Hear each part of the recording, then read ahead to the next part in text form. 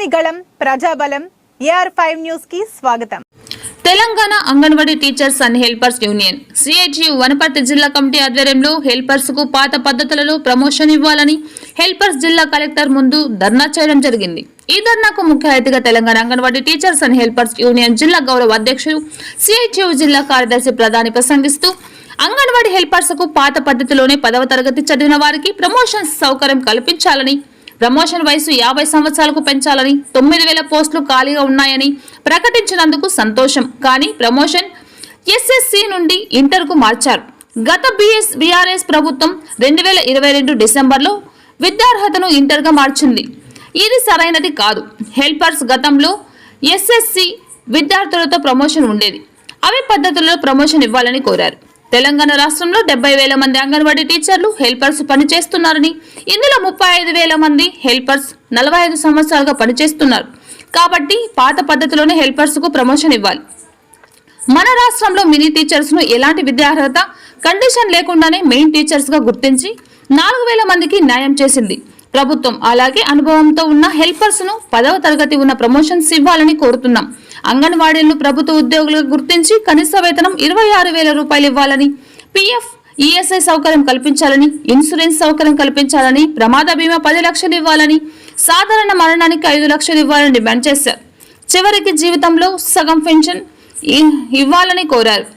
ఈ కార్యక్రమంలో CHU జిల్లా అధ్యక్షులు M రాజు, జిల్లా ఉపాధ్యక్షులు Bobbili Nixon, Telangana anganwadi teachers and helpers union జిల్లా అధ్యక్షులు శారద, జిల్లా ఉపాధ్యక్షులు B కవిత, వనపర్తి ప్రాజెక్ట్ అధ్యక్షులు జ్యోతి, కార్యదర్శి సుమతి, జిల్లా కోశాధికారి పెబ్బర్, ప్రాజెక్ట్ అధ్యక్షురాలు రాధా, హెల్పర్స్ నాయకులు పద్మ, అంజలి, రేవతి, నాగలక్ష్మి, విజయ, శిరీష, ప్రశాంతి, ఇందిరమ్మ, గీత, భాగ్య, ఉషా, కాసింబా, మహబూబ్ బేగం తదితరులు పాల్గొన్నారు. ICDS నడుస్తూ ఉంది. 45 ఏళ్ల నుంచి పనిచేస్తున్న ఇప్పటికీ హెల్పర్లు ఉన్నారు, అదేవిధంగా టీచర్లు ఉండరు. ఈ పద్ధతుల్లో పనిచేస్తున్న హెల్పర్లకు ప్రమోషన్లు ఇవ్వాలంటే ఇంటర్మీడియట్ అర్హత అంటే ఎట్లా సాధ్యము? గతంలో ఉన్న 10వ తరగతి ప్రమోషన్కు అర్హత తీసుకోవాలి. అదేవిధంగా కొత్త వాళ్ళు ఇంటర్మీడియట్ ఉన్నా వీళ్ళు మాత్రము 10th క్లాస్ ఉండాలి. వీళ్ళ అనుభవం ఎక్కువ. వీళ్ళు హెల్పర్లుగా పనిచేసిండ్రు, టీచర్ లేనప్పుడు టీచర్ పని కూడా చేసిండ్రు. కాబట్టి వీళ్ళకు ఖచ్చితంగా SSCని ఆధారం చేసుకొని 50 ఏళ్ల వయసు వరకు, వయోపరిమితి వరకు వీళ్ళకు ప్రమోషన్లు ఇవ్వాలని చెప్పి CITగా మేము డిమాండ్ చేయడం జరుగుతూ ఉంది. అదేవిధంగా మినీ టీచర్లను విద్యార్హతతో సంబంధం లేకుండా గత ప్రభుత్వము 4,000 మందిని మొత్తం టీచర్లుగా ప్రమోషన్లు ఇవ్వడం హర్షించదగ్గ విషయం. ఇప్పుడు కాంగ్రెస్ ప్రభుత్వం వచ్చింది, రేవంత్ రెడ్డి గారు ముఖ్యమంత్రి అయ్యారు.